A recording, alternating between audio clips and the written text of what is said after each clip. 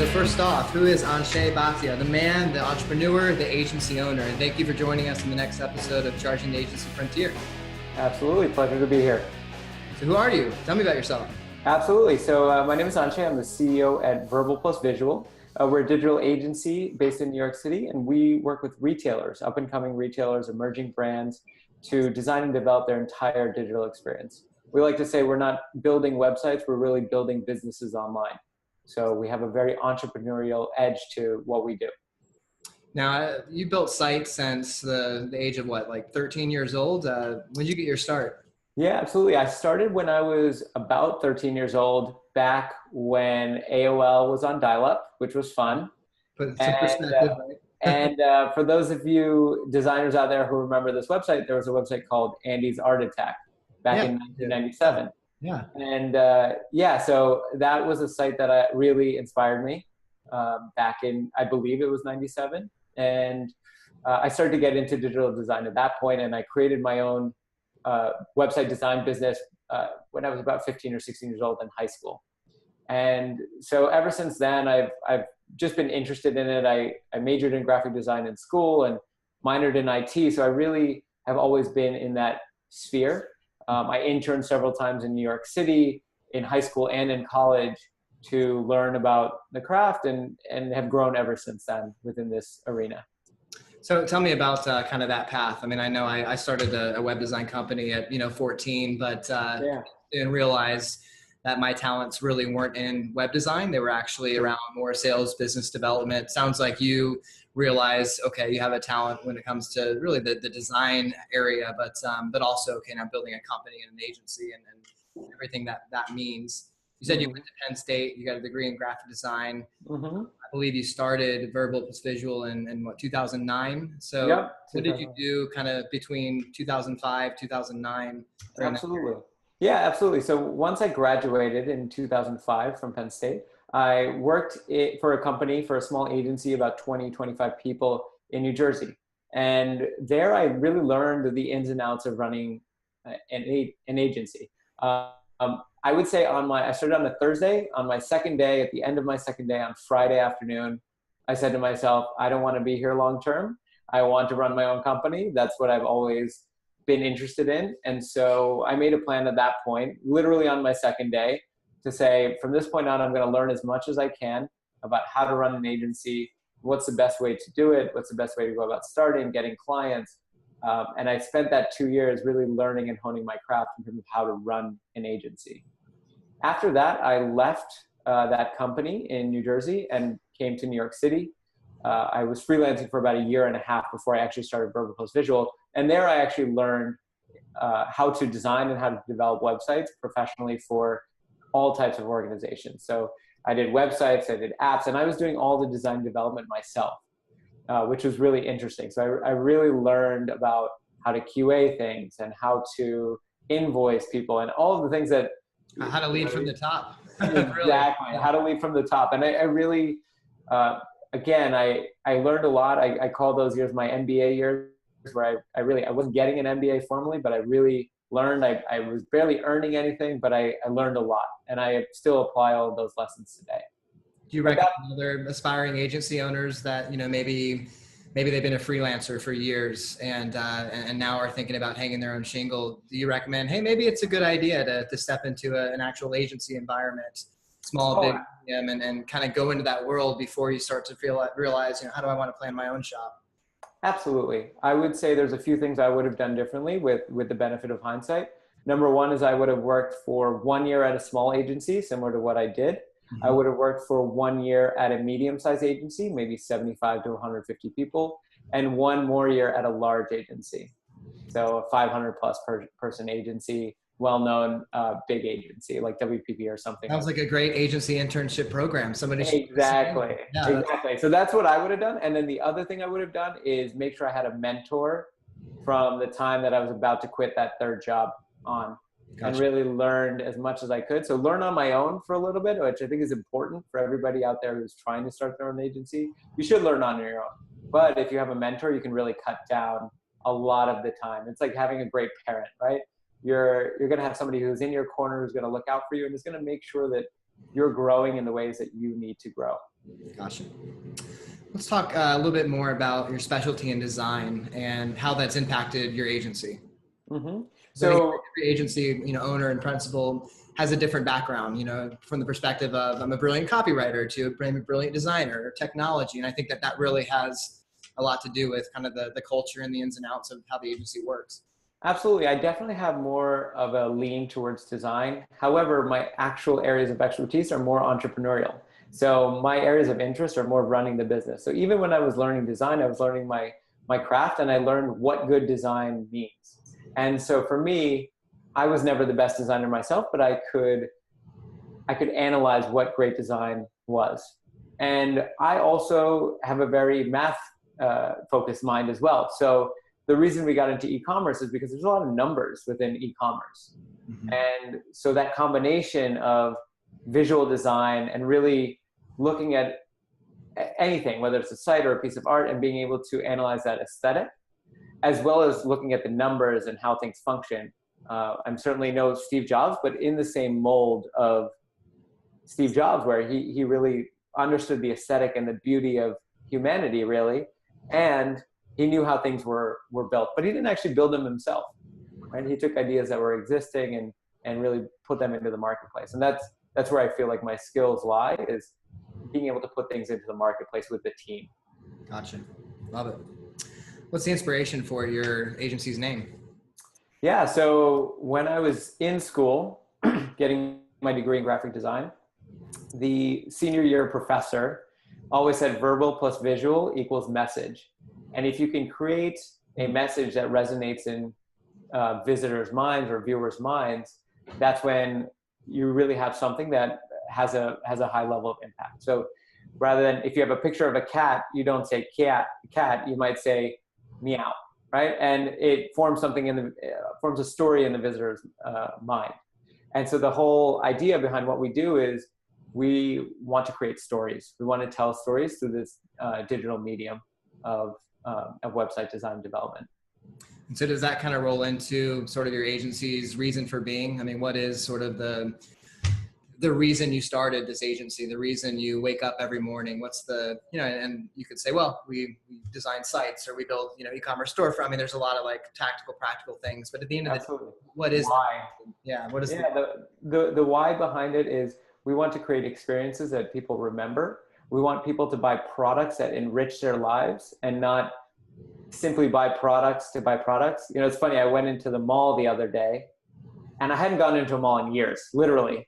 And I went into a department store, and I couldn't help but notice how much stuff there was in the store.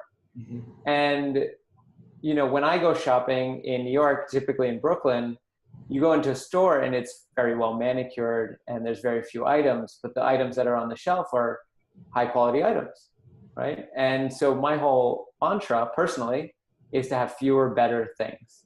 Mm-hmm. And I want to elevate the design community, the world in general, such that they appreciate fewer, better things. It simplifies not just your closet, but also your mind space. It allows you to live a more full life. And I really believe that, and it's helped me a lot in terms of, I used to have a lot of stuff too, and I got rid of and kept eliminating all the things in my life that I didn't really use. Yeah, I think you've done some of that even with your agency. I mean, as far as getting rid of things instead of adding some things. Exactly, and it's funny, as I've had that evolution in my life, the company has also had that. When I started the company, we had, I would say, about 8 or 10 different services that we offered. Now we're down to 1 or 2, but we're really good at those 1 or 2. Yeah. So the clutter has been eliminated, and as a result, our business has grown significantly in the last 2 or 3 years.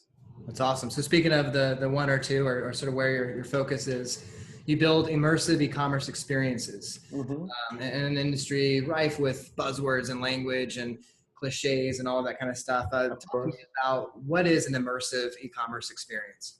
Sure. So an immersive e-commerce experience is an experience where you go onto a site and you really get to explore and learn about something that you're interested in. So obviously, if you're going and looking for a piece of clothing or anything else, you're going to go in with intent.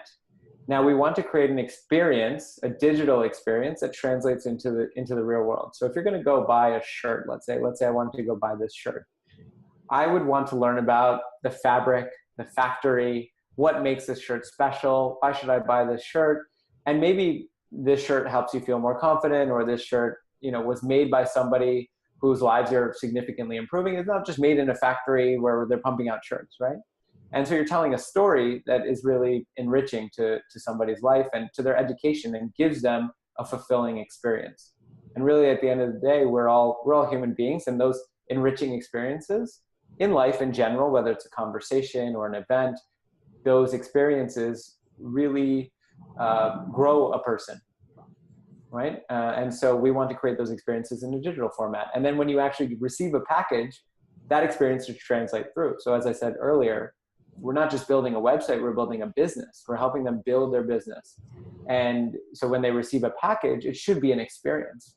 And I think what companies like Apple, and now, you know, following in their footsteps, Samsung, and everybody's really doing and paying attention to, is the entire experience.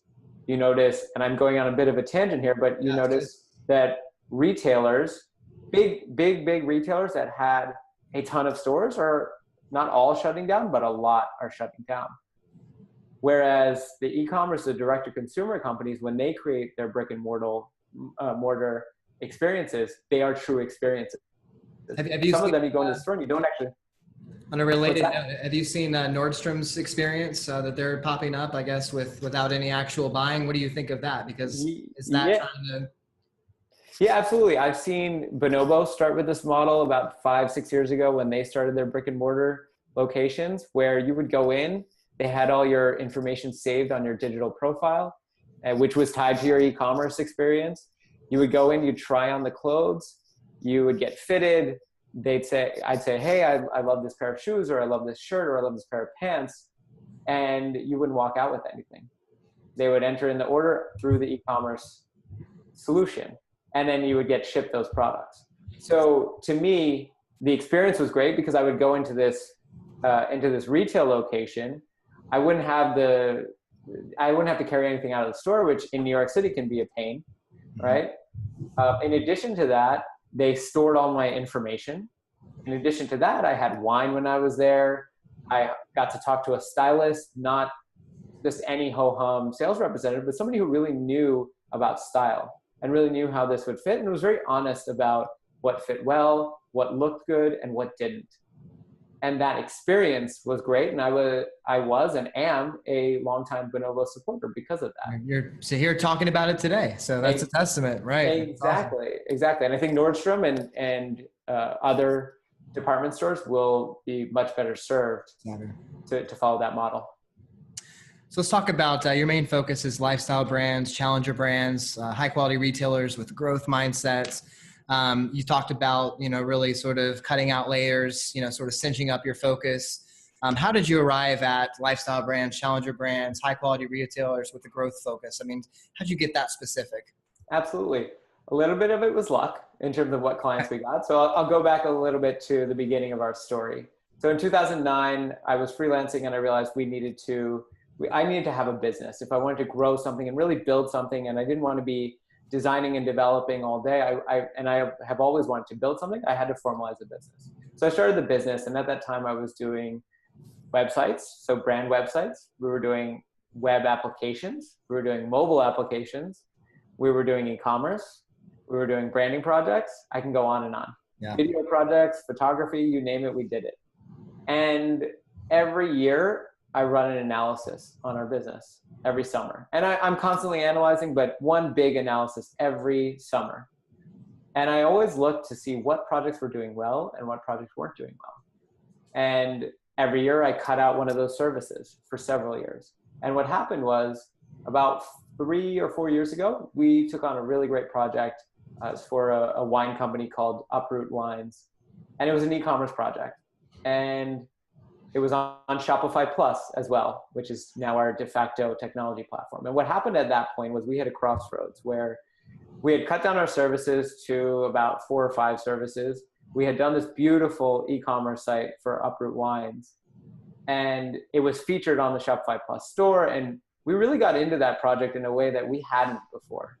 We really enjoyed the experience of working with Shopify. But in addition to that, we really enjoyed e-commerce because there was a lot to it. There was design, there was operations, there was math and analytics, there was, of course, development. There was technology integrations that we had to build. There was a lot that went into it. And 3 months after, we measured their success, and it was through the roof because we designed a beautiful experience, because we were excited about it. So at that point, I said, all right, we need to get into this a little bit more. And over the following 1 to 2 years, we really started to hone in on that. And we found that clients that have $1 million in revenue or more are single brand entities, so they're creating their own products.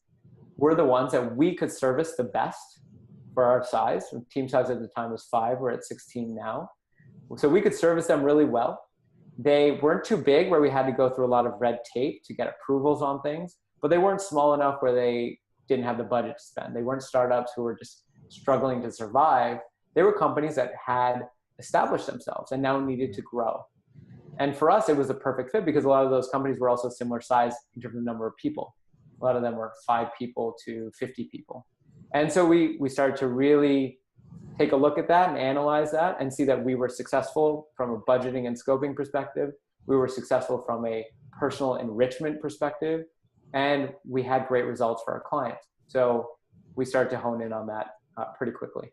When you say hone in on that, what does that entail? I mean, is that, okay, let's remove these offerings from our site and just not talk about them or push them as much?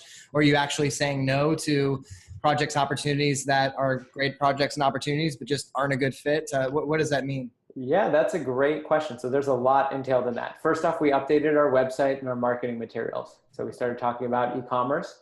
And, you know, I've read in multiple places, and I firmly believe this to be true, your portfolio will attract the type of clients that you want to get, right? And so if you have your portfolio showing all e-commerce clients that are emerging brands and people, and it's great work has to be a given. You have to put out great work. So if you put out great work in a certain arena, whether it's e-commerce or something else, you're going to attract similar types of clients. So we started to change our whole story about when we talked about our business, this is who we work with. And we formed partnerships around that. So we formed a deeper partnership with Shopify Plus. We formed a deeper partnership with several other technology integrations with Shopify Plus. And we've done work over our 9 years. We've done work with probably 8 to 10 e-commerce platforms. And we honed in on Shopify Plus because we saw the market as well with everything non-Amazon, all these single brand retailers, they were going to Shopify Plus. And we realized that that was a technology platform that we could work with. In addition to that, we realized that we wanted to eliminate anything that wasn't in that realm, because as we looked at the numbers, they didn't make sense anymore.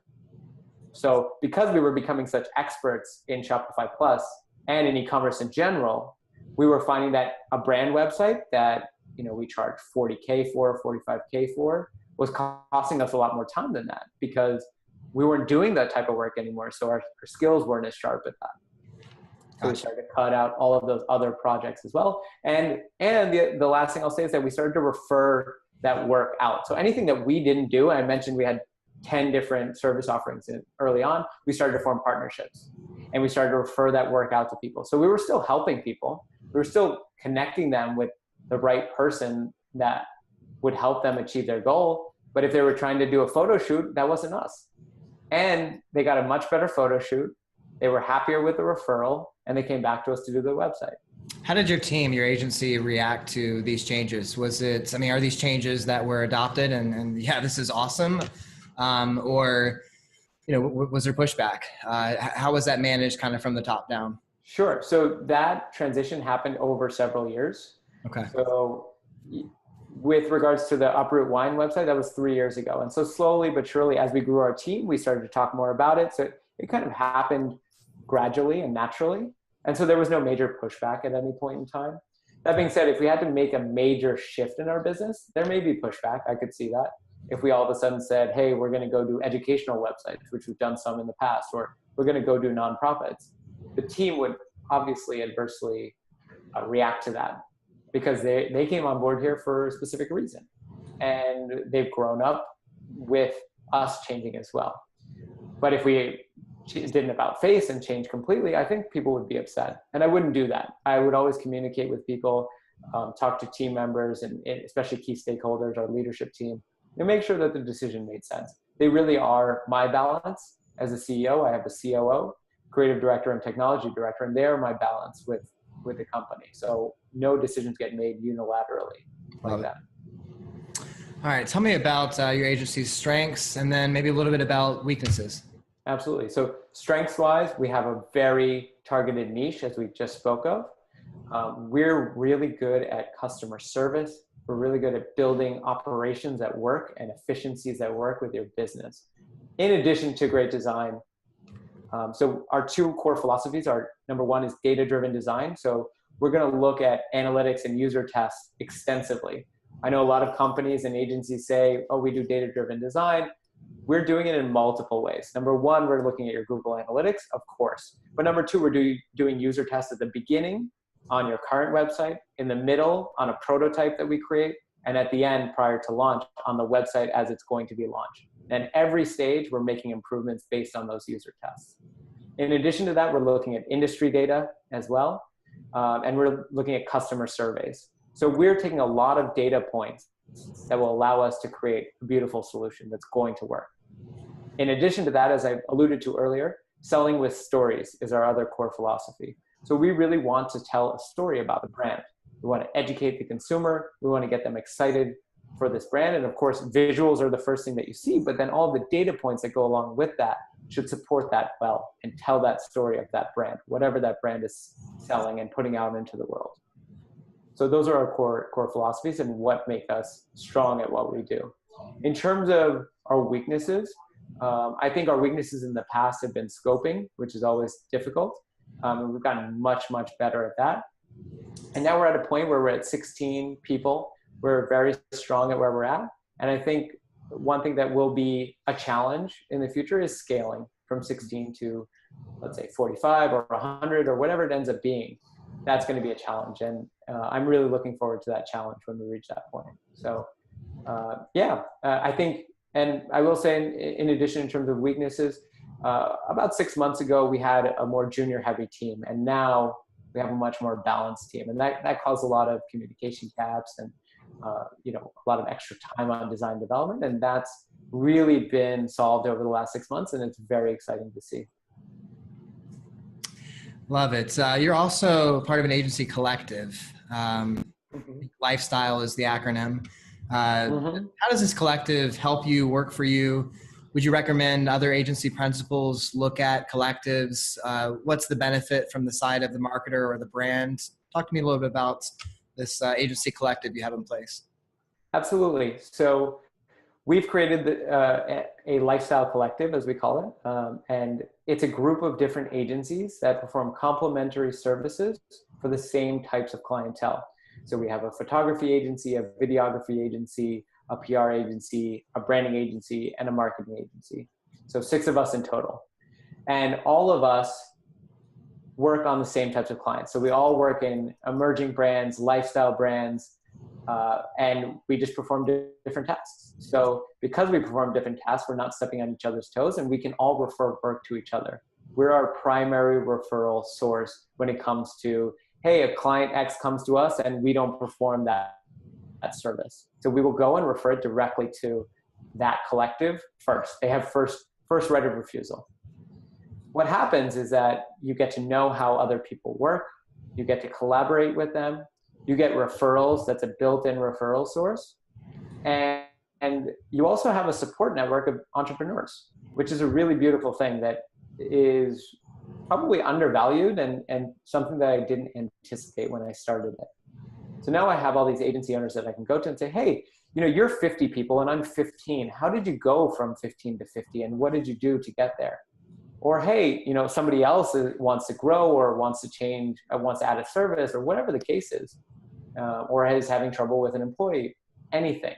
You can go there for support. So I would highly recommend in your geographic region and in your target demographic for clients, creating a collective. And whatever you call it is up to you. But specializing first and foremost yourself, and then working with other specialists allows you to grow your agency, specifically in a deeper way. So you become a very strong expert in a certain area, and then working with other experts in their areas is really invigorating.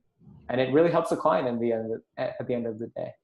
Yeah, talk to me about the client side. I would imagine, I mean, in scenarios where, on the matchmaking front, we've had companies that maybe have a partnership and are working on complementary pieces to a project. Mm-hmm. It's always more appealing, I think, to the client because there's less risk associated. There's already a symbiotic relationship and things are efficient, fluid, happening together.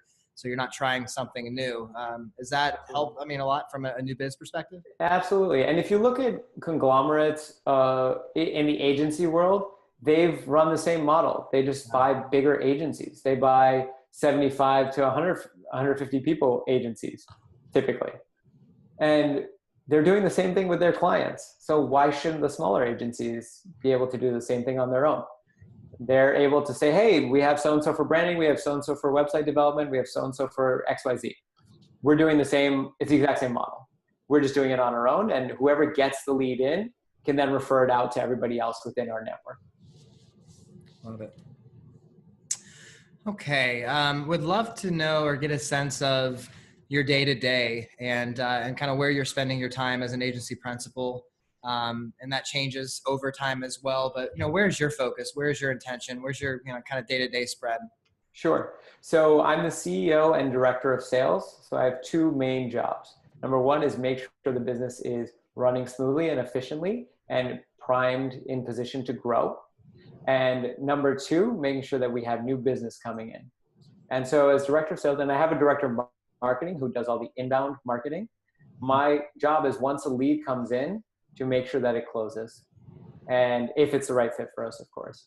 And so we get a lead in, I take on that process of qualifying them, which our director of marketing will take over eventually of doing the qualification process as well. But I should come in, and I do come in at a point where a client's shown some interest in us. And now I'm going to go talk to them. I'm going to go make sure that they're going to be a good fit. I'm going to bring in the leadership team if needed to close the deal. I'm going to talk to them about what they need. So I need to know what everybody in our company is doing at any given time. And that's obviously the CEO part. But from a sales perspective, I need to make sure that that deal is going to close. From a CEO perspective, every day I'm looking at our numbers. What's our projected for the next 12 months in terms of revenue and expenses? How do we cut costs if need be? How do we make sure that we're running more efficiently as a team? Do we need to let go of anybody? Do we need to hire anybody? What does that team structure look like? What are our processes looking like? So are we inefficient in some way because of process, not because of people? I don't know if you ever watch the show, The Profit. I always follow that people process product, right? And I analyze that every day.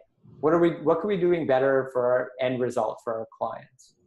How can we be doing it more efficiently? What process is not as strong as it needs to be? So I'm looking at all of those areas to make sure that we are running smoothly. So as an agency principal, there's a word called a nighthawk, but is there, when you go to sleep at night, and not an agency, but as an agency owner, sure, what is your biggest kind of stressor? What's your biggest sort of fear? Is it related to those numbers? I mean, what thought can you not kind of get out of your head? It's just kind of a recurring CEO. This is what I have to think about. Well, any agency is a few phone calls away from being out of business. So that's always the number one stressor, is that you have 16 people, including myself, whose livelihoods from a financial perspective and from an emotional perspective at work their livelihoods are on the line. Yeah. And so that is I treat that with a lot of responsibility. There were times early on in the business where we had one employee and I couldn't pay myself for 3 months and had to pay that employee. Do you feel that weight though? I mean, do you feel that weight of 16 people, their friends? I mean, not their friends, their families, do you kind of go to bed sometimes thinking, man, I got 30, 40 people relying on this team, this operation, on me in many ways? Yes and no. I think about it, but I don't let it weigh me down. Gotcha. I've got a job to do. So I'm not going to let that weigh me down. If, God forbid, we've never had to do this, but if, God forbid, we had to lay somebody off or lay several people off, I'm mentally prepared for that fact. You've never laid anybody off in 9 years? not for reasons of lack of growth or lack of money. Maybe for lack of performance. That's a different issue altogether. But I've never laid anybody off for, hey, we don't have the money to pay you. That's awesome. And that's just, I think it's been hard at times, but it's been a testament to, I really feel a responsibility to my team, and I always will. So I'm not going to grow irresponsibly. And I think when you're one person, when you have one employee and you're starting out, it's a little different story. You kind of have to take some risks. But now at this point, everything runs overall very smoothly, and we don't have to worry about things month to month. But that would be the number one thing to worry about is, hey, we have this team of people, in terms of, hey, I'll worry about the business not doing well. Now, my other big worry is, how do we grow? It's on the positive side, right? So it's not a negative worry. It's, how do we grow? How do we get better? How does our team learn more in a given day? Though that's the thing that actually I spend more of my time, much, much more of my time on. How do we get better as a unit? How do we get better individually? How can X person be better on better projects for them? How can Y person grow more as a leader? Whatever the case is. Those are the things that excite me, is running the business, seeing it grow. And that's, so when you talk about worry, I think we, and myself, I just did it, have a tendency to go to the negative, but it's actually the positive. Sure. The worry is, how do we get better? And I hope every agency owner out there thinks about that. How do we just get better? And, yes, you take that responsibility very seriously of, you have people's livelihoods at stake. Just perform your responsibilities well, and don't be afraid to make decisions that are the right decisions, but may have an emotional discomfort. For instance, having a hard conversation with an employee. Those things always end up better when you have them and you do them. Even though it's more of the anxiety of getting to that point where you have to have a conversation. Just go do it. Be prepared for it and do it, and you'll feel better. The employee will feel better. And if it doesn't work out for that employee at the company, so be it. You'll both be better in the long run because of it. Perspective. Love it. Mm-hmm. What about your biggest success or win as an agency owner? What's a defining moment or something that you're really proud of? I think recently we had a very challenging project. So we had a project that's a custom furniture company. It's on Shopify Plus. They were a great client. They really were absolute pleasure to deal with. But the project itself was very challenging. So we had to do, Shopify limits the number of variants you can have to 100 variants. They had everything that you buy on that site is on demand. So it gets mailed to the manufacturers. They have different tax codes based on that. They had different integrations that need to happen. They had different analytics that need to happen based on if you customize a piece of furniture by color or surface, you need to be able to analyze that information. So you have all these different variables in there. And we were stretched in on resources at the time. So we had people on multiple projects. And it was a challenge. It was a real challenge. But that project came out to be one of our best projects that we've ever done. This system that we built is beautiful. So you can go in and basically create custom products. We did 3D renders for 22,000 SKUs. Wow. Which was amazing. But it was only 175 products, which is the crazy part. So you can go in, there's a certain product that has, I think, 6,000 SKUs, because you can customize so many attributes. Yeah, the front color, the back color, the interior color, the tassels, everything, right? And so it was a challenge. And we built the SKU builder on the back end where they could go in and create products on the fly, select the different options, and it all generates the SKUs appropriately. Really beautiful solution.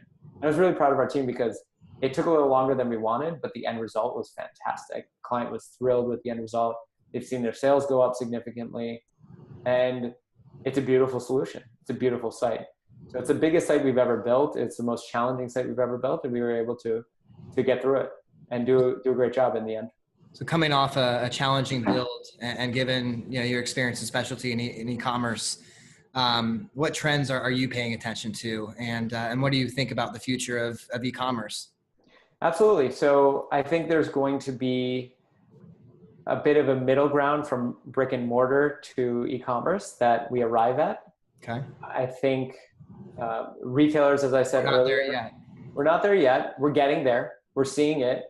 But the future of retail in terms of physical locations is changing very rapidly. You're going to see screens in stores normally to go shop.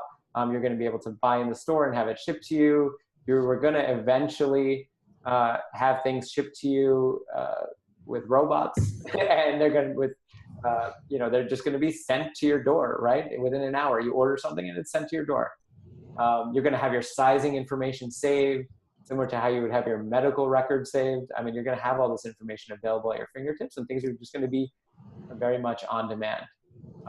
So I see that shifting. I see the ability for traditional brick and mortar retailers to pivot.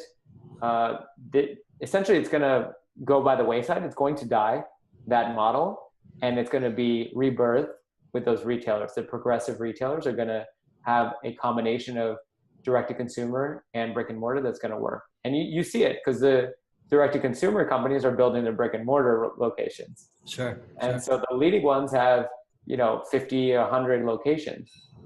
The ones and the retailers that started in the late 90s, early 2000s that have been successful, I see a lot of them having trouble because they overbuilt their retail locations. They built it on that traditional model, even though they only have 25 stores, 50 stores, compared to the ones that have hundreds of stores.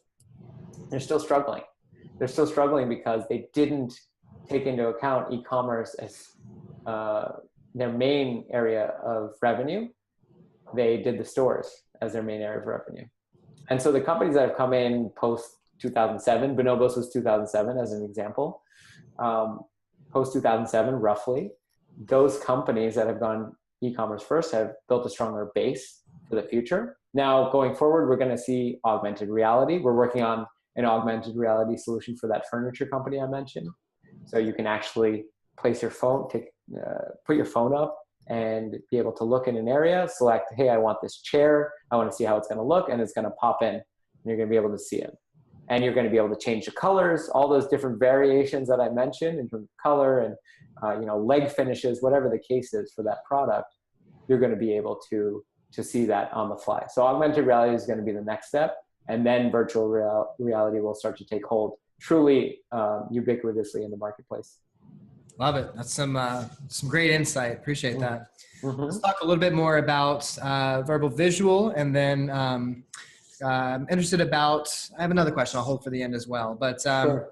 I want to ask you, when you think about why brands choose to engage with your agency, why do you think that usually is? Is that your location, New York City, your specialization and really knowing who you're serving? Is that experience, credibility, the work, as you mentioned, really speaking for itself, people, fit? What kind of ranks up there as a typical reason to work with you? Well, if you've ever read the book Agency, by any chance, by Rick Webb, yep. The number one thing that they say in that book is your portfolio. And as we've grown, our portfolio has gotten better and better and better. We've gotten better and better clients. In addition to that, our niche has helped. So we've seen, as our work has gotten better and we've become more focused on a specific niche, we've seen our business grow pretty rapidly. Like I said, we were 5 people just a few years back, and we're growing to 16, and we're growing gradually on purpose. But that's more growth than a lot of agencies have, I know. And so I'm very happy with that. I think having that niche has helped quite a bit, but your portfolio is the number one thing, right? If the work that we show and that we've done over the last few years has been single brand retailers, mainly direct to consumer, with 1 to 5 brick and mortar locations. That's been our niche. So we know how to do point of sales. We've done companies that are emerging and growing. They're doing 2, 3, 4, 5 million in revenue. We've proven that the companies that work with us grow. So we have data-driven results. As I mentioned, everything we do is data-driven. So the end results are shown in our case studies. And our case studies show that our clients are typically getting an ROI within 6 months of launch. So whatever they're spending, the difference, and we take that ROI from a conversion rate perspective, not from a total sales perspective, because that can be skewed by PR pushes and marketing pushes, but from a conversion rate perspective, we are showing that their site is performing significantly better. And so they're getting that ROI within 6 months, and we can talk about that.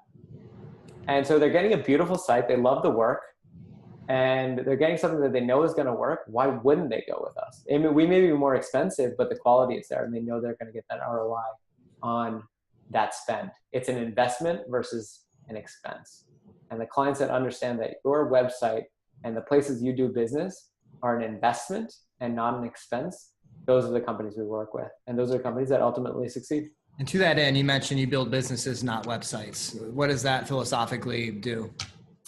Philosophically and practically, we look at it as entrepreneurs. What are the things that we need to do to give you that return on investment?